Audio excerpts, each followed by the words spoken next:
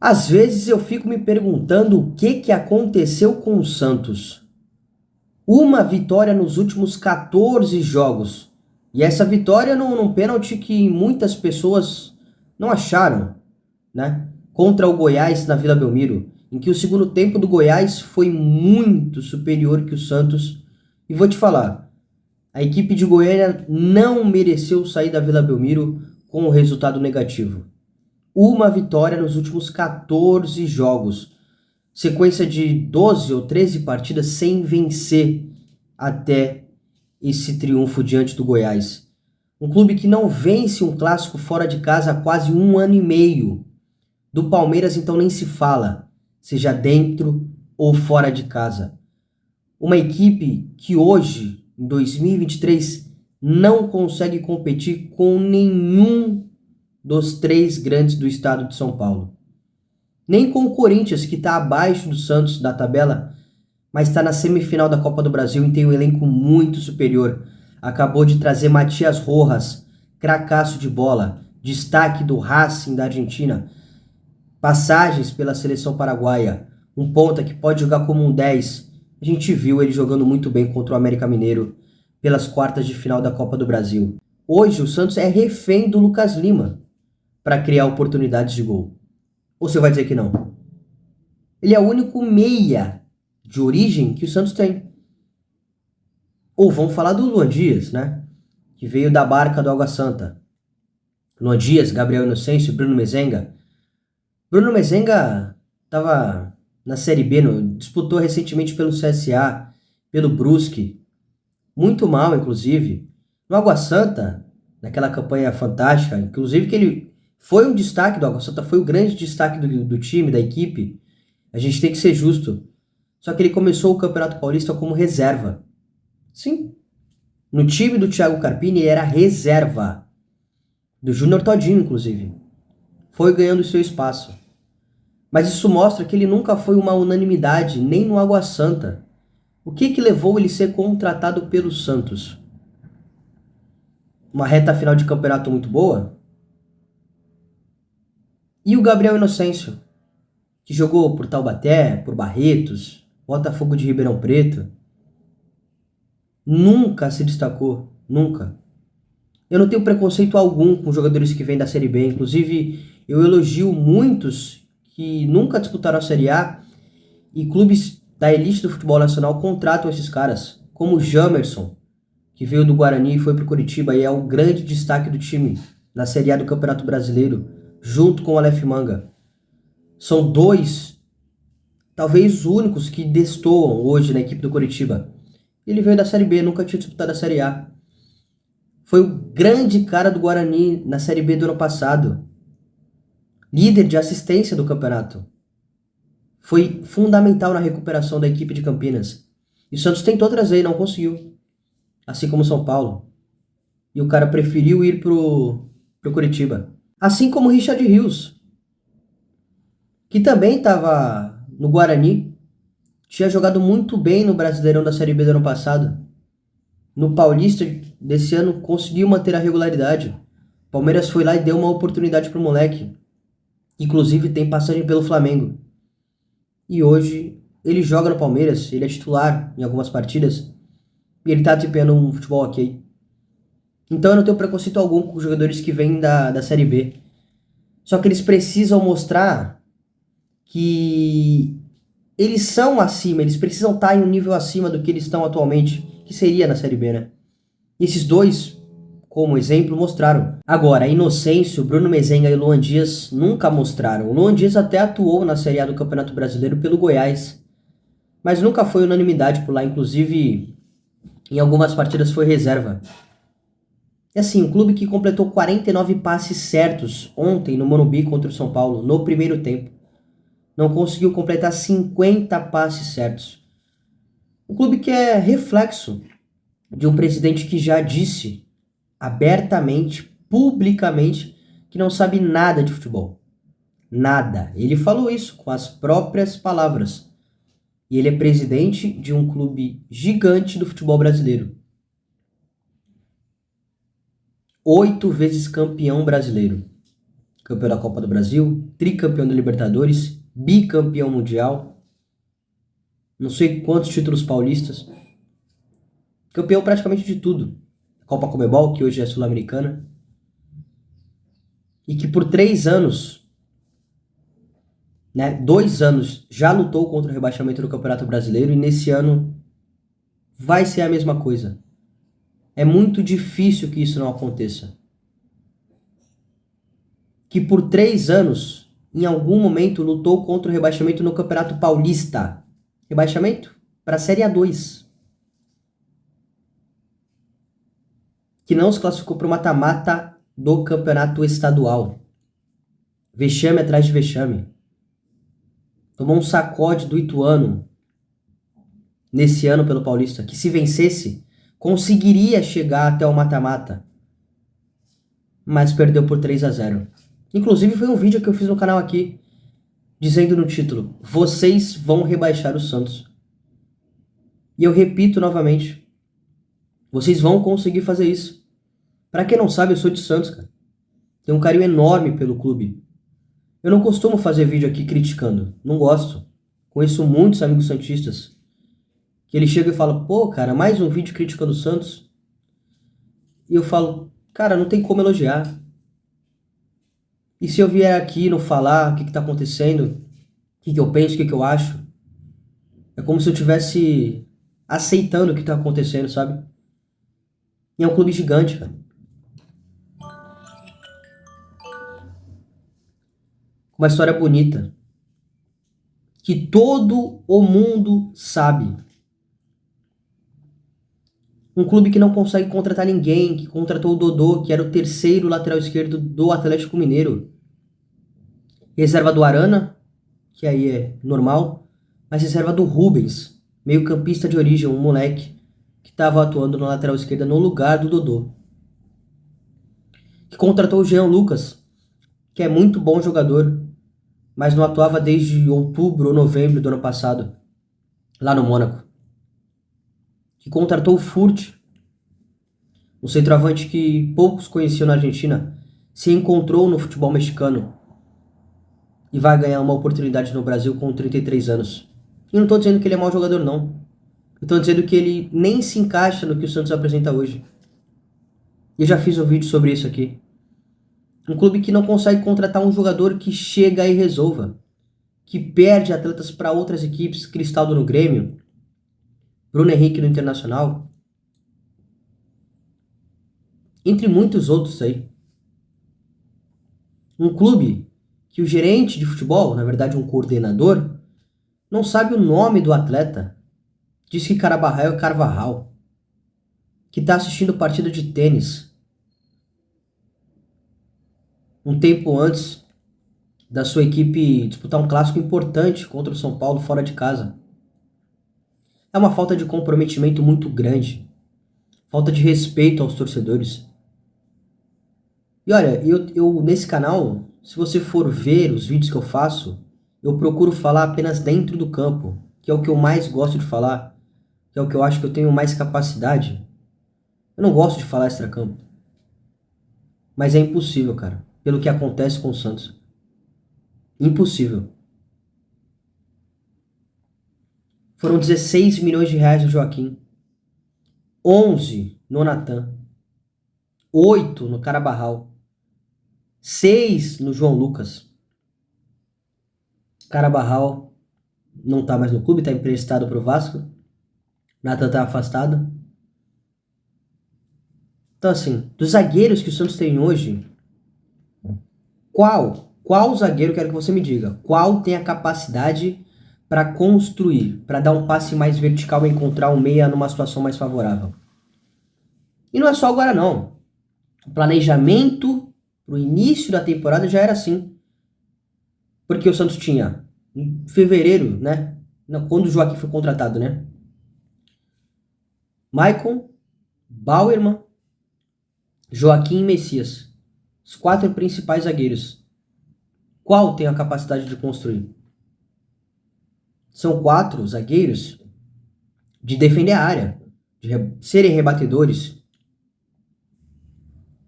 Mas hoje é fundamental você ter um zagueiro que tem essa capacidade. Todo mundo sabe disso. Tanto que o Odair Hellmann, que eu não tô defendendo ele não, ele fez um trabalho ruim aqui no Santos mesmo.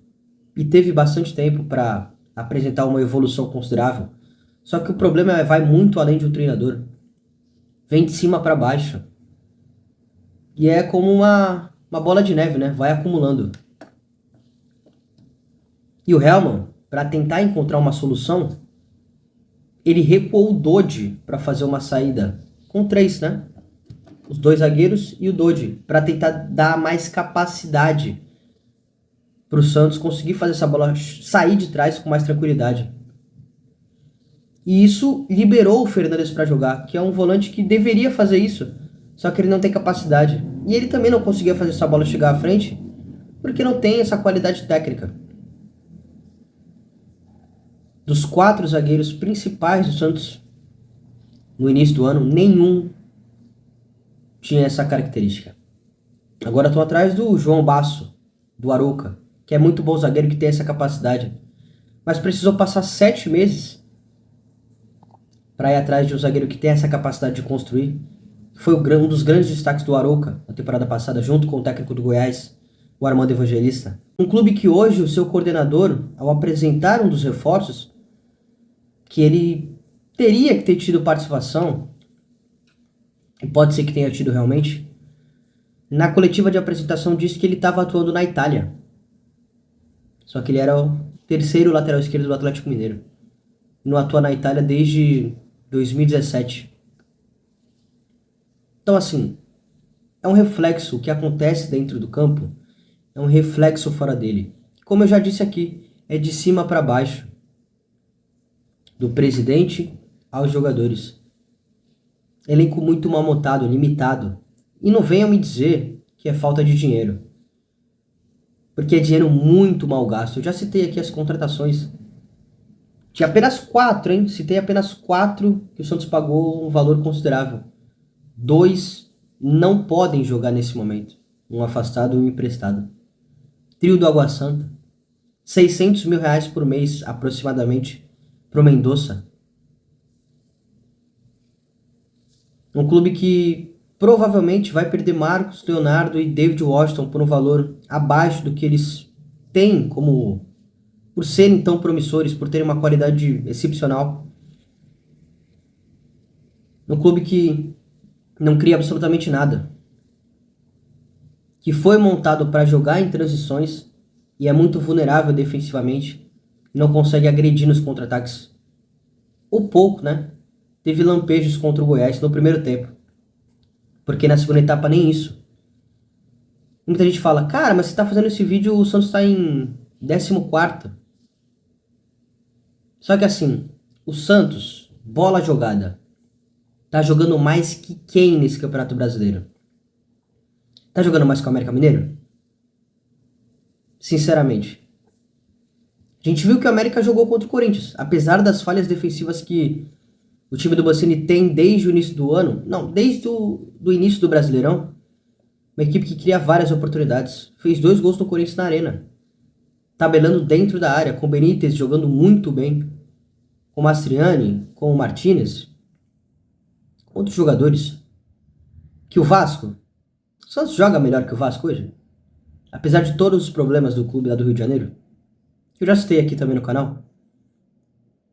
Ou será que não é o mesmo nível? Que inclusive também é uma grande irresponsabilidade que está acontecendo lá no Vasco. Mas isso é assunto para outro vídeo. Joga mais que o Coritiba. A gente está vendo a evolução que o Coritiba está tendo. Com um interino no cargo. Uma equipe que agora estancou o sangue, né? Defensivamente já não sofre tanto. Consegue agredir lá no ataque. Teve contratações pontuais que se encaixam no modelo de jogo que hoje o Coritiba tem. Que trouxe o Fran Sérgio lá da França, que é um cara que vai dar mais força física, mais consistência para o meio campo da equipe. O Coritiba já tem 11 pontos. Até 4 rodadas era o lanterna. Tá 3 pontos de sair da zona do rebaixamento. O Santos hoje joga mais que o Goiás. A gente viu recentemente o que aconteceu aqui. Apesar da vitória do Santos, que aconteceu no segundo tempo? Na primeira etapa, até o Santos fazer o primeiro gol, não era um jogo completamente dominado pelo Goiás? Achou o primeiro gol. Ou não achou? E o segundo tempo? Preocupante, não? Joga mais que o Bahia? Com todos os problemas que o Bahia tem. A gente viu a partida que o Bahia fez contra o Grêmio, lá na Copa do Brasil. Só não passou pelos pênaltis. Por conta dos pênaltis. Jogou de igual para igual, teve chances de vencer. Sim, o Bahia, que estava na Série B, SAF, trouxe diversas contratações. Gilberto, que estava no Benfica, Camilo Cândido, lateral esquerdo da seleção uruguaia, com passagem pela seleção. Dos grandes destaques do Nacional lá do Uruguai. Cauli, praticamente ninguém conhecia. Tava lá no Ludogorets, futebol alemão. Joga muita bola. Uma equipe que tem planejamento, que hoje está atrás do Santos, mas a gente enxerga uma luz no fim do túnel. Qual é a luz do fim do túnel do Santos? Corinthians eu já citei, né? Que é outra equipe que está atrás. Só. Cuiabá ultrapassou o Santos. Venceu o Fortaleza fora de casa. Com Antônio Oliveira, passagem aqui pelo Santos. Com o Davidson, todo mundo já conhece. E olha os próximos jogos do Santos no Campeonato Brasileiro. Botafogo aqui na Vila, líder do campeonato, apenas 2 derrotas. Fluminense fora, time do Fernando Diniz, treinador da seleção brasileira. Atlético Paranaense aqui. Fortaleza no Castelão, de Vojvoda. E aí encerra o primeiro turno. Segundo turno, Santos e Grêmio na Vila. Atlético Mineiro e Santos fora de casa. Quantos pontos o Santos vai fazer nessas partidas? Vocês acham que tem alguma capacidade, hoje, apresenta alguma capacidade de vencer alguma dessas equipes? Sinceramente, o Santos está a 5 pontos da zona do rebaixamento. E o Goiás joga hoje contra o Atlético Mineiro em casa. Se vencer, fica 2. Porque o Goiás ganha, ultrapassa o Bahia, coloca o Bahia para a zona e fica a 2 pontos da zona do rebaixamento. 2. E olha a sequência que o Santos tem. Então o torcedor está muito preocupado, muito contra o rebaixamento. Há 3 anos. 3. São 3 anos assim, não é esse ano. Não é algo que a gente fala, foi algo planejado, algo bem montado, mas não está apresentando os resultados e os desempenhos dentro do campo, porque isso é normal. Isso já aconteceu e acontece constantemente. Contra o Fortaleza, no Fortaleza, no ano passado, a gente viu o que aconteceu no primeiro turno, né? Era o lanterna durante boa parte. Mas era uma equipe que tinha um planejamento, que tinha algo muito bem pensado, muito bem montado. E o que aconteceu no segundo turno. Então, assim, inacreditável o que fizeram com o Santos. Inacreditável, eu nunca vi isso. E, sinceramente, qual é o alívio para o torcedor? O que garante hoje que o Santos não vai brigar até a última rodada contra o rebaixamento?